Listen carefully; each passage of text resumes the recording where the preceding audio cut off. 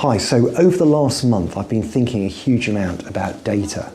One of the things which has prompted me to think about this has been the news story recently about Facebook and the way that the data which you and I freely give them was used to manipulate the US election. And I'm not passing any judgment on that, but it does open some really interesting questions for business owners about how we handle, how we process customer data, and how we can use big data to make life easier for you.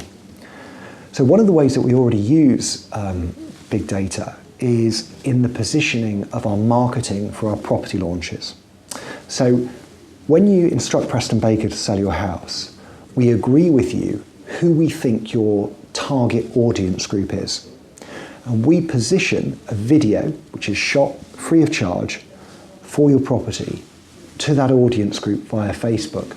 So if we know that lots of people are moving from Easingwold to York, we will position your video showing to people who live in Easingwold, who are within the age demographic or the income bracket which we think will be necessary to buy your home, and indeed to let your home if you're a landlord.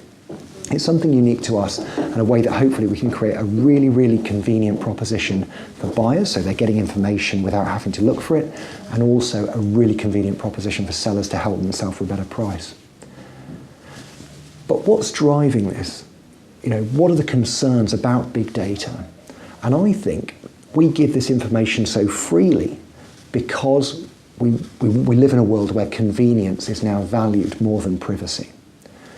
And I think this has been going on now for a number of years, that when you consider Amazon, one click to order, fabulously convenient.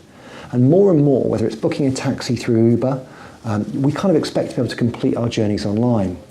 And that's one of the reasons why we've invested so much money over the last 2 years in developing online trackers so that any one of our customers can log in 7 days a week, 24 hours a day, and actually see what's going on with their sale.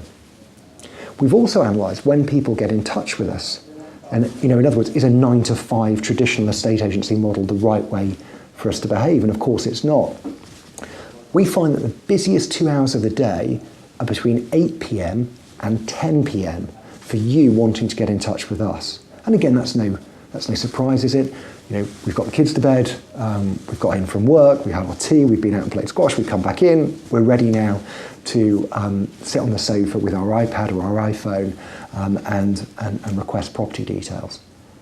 But obviously when we call you back, when we reopen at 9 o'clock in the morning, you're doing something else. You're taking the kids to school, you're at work, you're busy. So we need to be available when you want to talk to us. So we've been running now for the last 12 months extended opening hours, 7 days a week until 10 p.m. at night.